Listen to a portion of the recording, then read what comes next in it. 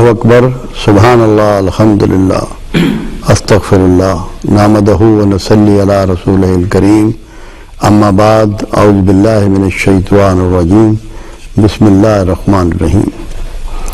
آج کا ہمارا موضوع گفتگو توکل ہوگا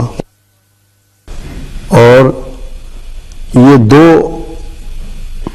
حصوں پر منقسم ہوگا تاکہ اسی کو ہم لے کر چلیں گے، اور اس کا انتخاب بھی میں نے اس لیے کیا کہ اس کے ساتھ جو ہمارے ہاں بہت بڑی بے چینیاں ہیں، بے چارگیاں ہیں، پریشانیاں ہیں، فرسٹریشن ہے، اس کی وجوہات بھی سامنے آئیں گی، اور انشاءاللہ ان دونوں قسطوں میں اللہ نے اگر چاہا تو اس کے علاج بھی آپ کو تجویز کیے جائیں گے تاکہ ہماری اپنی ذاتی زندگی پرسکون ہو، محفوظ ہو، مامون ہو، ہمارے معاشرے میں بہتریاں آئیں اور ہمارے رویوں میں وہ مثبت تبدیلیاں آئیں جس سے ہمارا ملک جنت نظیر بن جائے، امن کا گہوارہ بن جائے، محبتوں کا مرکز بن جائے۔ جو اس کی تعمیر کے وقت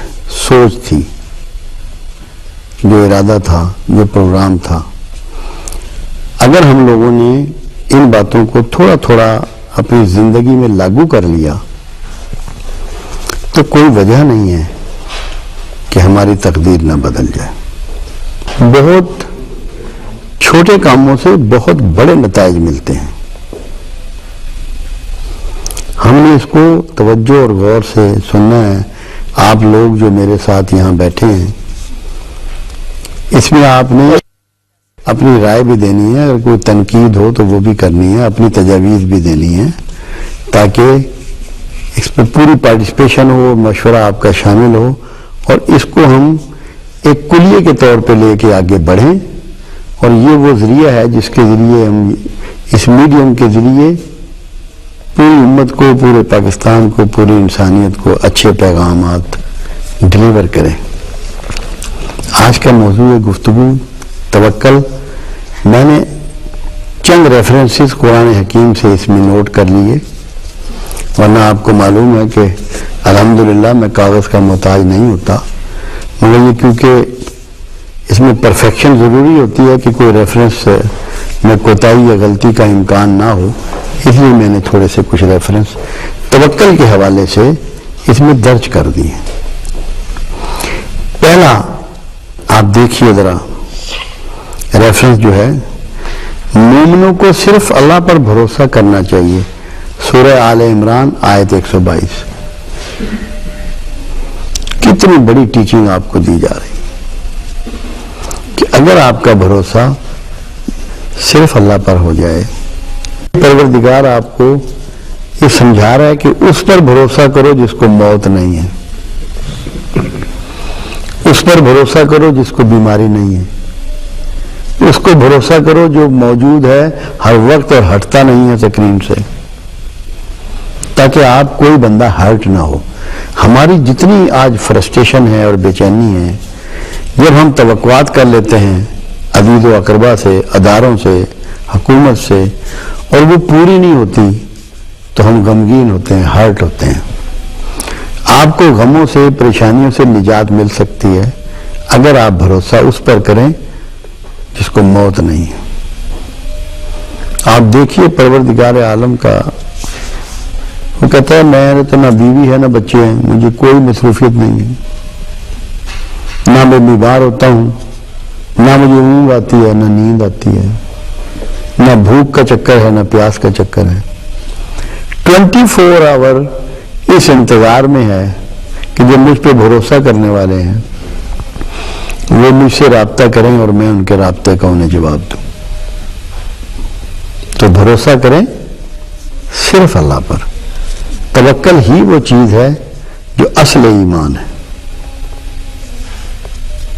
یہ بہت بنیادی۔ دوسری بات آپ دیکھیں، جب کسی کام کا ارادہ کر لیں تو اللہ پر بھروسہ رکھیں۔ سورہ آل عمران آیت 159 کہ ارادوں میں بھی بھروسہ اسی پر رکھیں۔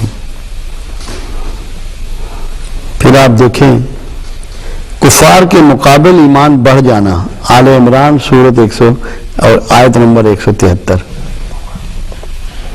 اگر آپ کا اللہ پر بھروسہ ہو اور آپ کا مقابلہ کفار سے پڑ جائے تو آپ کا بھروسہ اللہ پر بڑھ جانا چاہیے۔ کیوں؟ کہ اللہ کفار کا دوست نہیں ہے۔ جو کچھ کرتے ہو اللہ سب جانتا ہے، اسی پر بھروسہ کرو۔ سورہ ہود آیت نمبر 123۔ اب آپ کو یہ سمجھایا جا رہا ہے کہ جو کچھ بھی تم کرتے ہو اچھا یا برا کرو گے تو صحیح، مگر اللہ اس کو جانتا ہے۔ اگر ہمیں 1 منٹ کے 1000ویں حصے میں بھی یہ یقین ہو جائے کہ ہمارا اللہ ہمیں کتنا جانتا ہے تو کیا ہم خرابیاں کریں گے، ظلم و زیادتی کریں گے، ناانصافی کریں گے، کسی کی جان کے درپے ہوں گے؟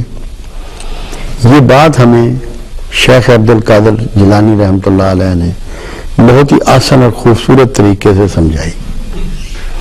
آپ کا فرمان مبارک ہے، آپ کہتے ہیں جو میرا اللہ ہے، لفظ استعمال دیکھیے کتنے حسین انداز میں کرتے ہیں۔ جو میرا اللہ ہے وہ کالی سیاہ رات میں کالے سیاہ پتھر پر رینگنے والی کالی سیاہ چونٹی کی کو دیکھتا بھی ہے اور اس کی آواز کو سنتا بھی ہے۔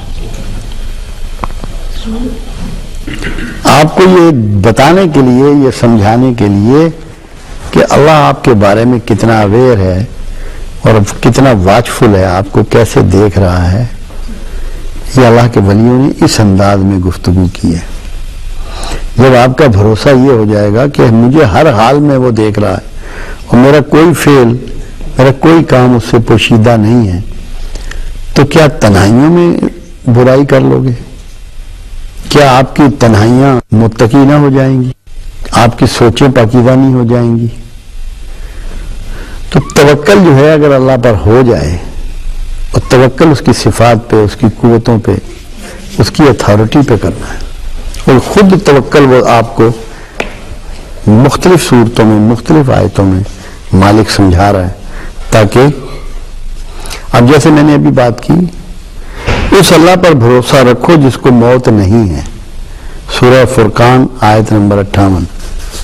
یہاں پھر اللہ نے خود یہ بات کہہ دی، ہمارا بھروسہ ان پر ہے جن کو سب کو موت ہے۔ کوئی حکمران ہو، سیاستدان ہو، مفکر ہو، مطلب کتنا ہی طاقتور انسان معاشرے کا ہو، مگر موت سے اس کو گزرنا ہے۔ آپ کا بھروسہ بھی تو مر جائے گا نا جب مرنے والوں پہ بھروسہ کریں گے۔ تو اگر آپ چاہتے ہیں کہ آپ کا بھروسے کو موت نہ ہو تو اس کو مانیں، اس پر توکل کریں جس کو موت نہیں ہے۔ پھر اور دیکھیے قرآن حکیم کیا کہہ رہا ہے، کافروں اور منافقوں کا کہنا نہ ماننا اور نہ تکلیف سے گھبرانا۔ سورہ الاحزاب آیت نمبر 48۔ آج ہم کہاں کھڑے ہیں؟ کس کا کہاں مان رہے ہیں؟ منافق کون ہوتا ہے؟ بہت ضروری ہے سمجھنا۔ جس کا ظاہر اور باطن الگ الگ ہو، معاشرے میں وہ آپ کو بہت نیک نظر آتا ہو، اچھا نظر آتا ہو، خوبیوں اور کمال کا آدمی نظر آتا ہو، مگر باطن وہ ایسا نہ ہو۔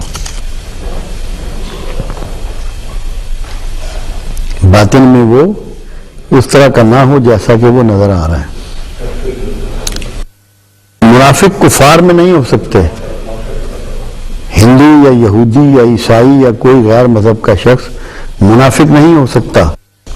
منافق وہی ہوگا جو کلیمنٹ تو ہوگا مومن ہونے کا یا مسلمان ہونے کا، مگر اس کا رویہ ان کے خلاف ہوگا۔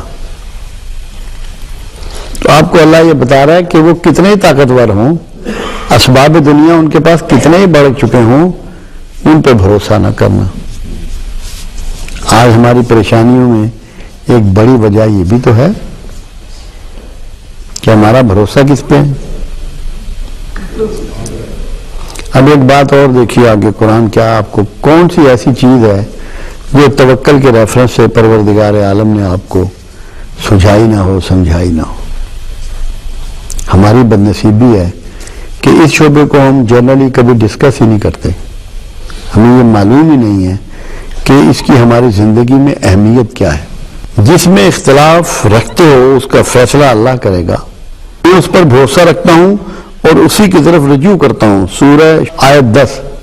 اب یہ آپ کو یہ بات سمجھائی جا رہی ہے کہ ڈفرینس آف اوپینین ہوگا, مفادات ٹکرائیں گے, اور بھی ایسی بہت سی باتیں ممکن ہے کہ اس میں آ جائیں, مگر آپ نے کسی حال میں بھی اللہ کے علاوہ کسی اور پر بھروسہ نہیں کرنا, لالچ کا شکار نہیں ہونا, الجھنوں میں نہیں پڑنا.